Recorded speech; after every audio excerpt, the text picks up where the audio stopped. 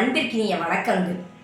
மகிழ்ச்சி என்ற உணர்ச்சி இல்லாவிட்டால் நம் வாழ்க்கை சுமக்க முடியாத சுமையாகிவிடும். அரிது அரிது மானிடராய் பிறத்தல் அரிது என்ற வாக்கினுக்கிணங்க மனித பிறப்படுத்த அனைவரும் மகிழ்ச்சியாய் வாழ சில ஆலோசனைகள். முதலாவது, நேர நிர்வாகம். இன்றைய நவீன உலகில் நாம் அனைவரும் சந்திக்கும் பிரச்சனை நேர நிர்வாகத்தில் உள்ளது. ஒரு பணியை இந்த நேரத்தில் இந்த பொழுதில் முடிக்க வேண்டும் என்று நிர்ணயித்தால் அதை அப்பொழுதே செய்து முடிக்க வேண்டும். அவ்வாறு செய்யாவிடில் மன அழுத்தத்திற்கு உள்ளாகி மகிழ்ச்சியை இழக்க நேரிடும். ஆகவே நேர மேலாண்மை மகிழ்ச்சிக்கு அதிமுக்கியம்.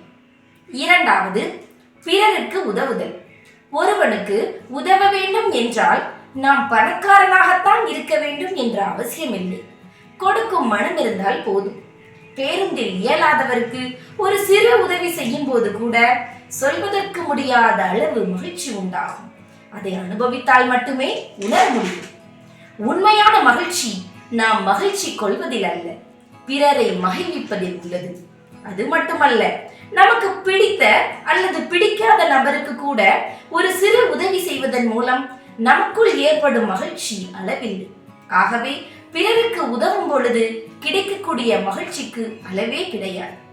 மூன்றாவது, நல்ல நட்பு. கூடா நட்பு கேடில் முடியும் என்ற வரிகளுக்கிணங்க நல்ல நட்பு வட்டம் அமைந்தால் மகிழ்ச்சிக்கு எல்லையே இல்லை. அடுத்து, தன்னிறை. போதும் என்ற மனமே பொன் செய்யும் மருந்து. நம்மில் இருப்பதை வைத்து தன்னிறைவு அடைவதன் மூலம் ஒரு மனிதன் தம் வாழ்க்கையில் மகிழ்ச்சியாக வாழ முடியும். இறுதியாக, ஆத்ம திருப்தி. மனிதனுக்குள் எண்ணற்ற ஆற்றல்கள் பொதிந்து கிடக்கின்றன. நமக்குள் இருக்கும் ஆற்றல்களை வெளிக்கொணர்வதே கல்வியின் லட்சியம். எனவே நாம் கற்ற கல்வியை கொண்டு நம்முள் இருக்கும் ஆற்றல்களையும் திறமைகளையும் வெளிக்கொண்டு வந்து அதன் மூலம் இந்த உலகை மாற்ற முடியும் என்ற நம்பிக்கையோடு நம் திறமையை வெளிப்படுத்துவதே நம் பிறவி பயன். அவ்வாறு அப்பணியை நாம் செய்யும் போது நமக்குள் ஏற்படும் ஆத்ம திருப்தியே நம் மகிழ்ச்சி.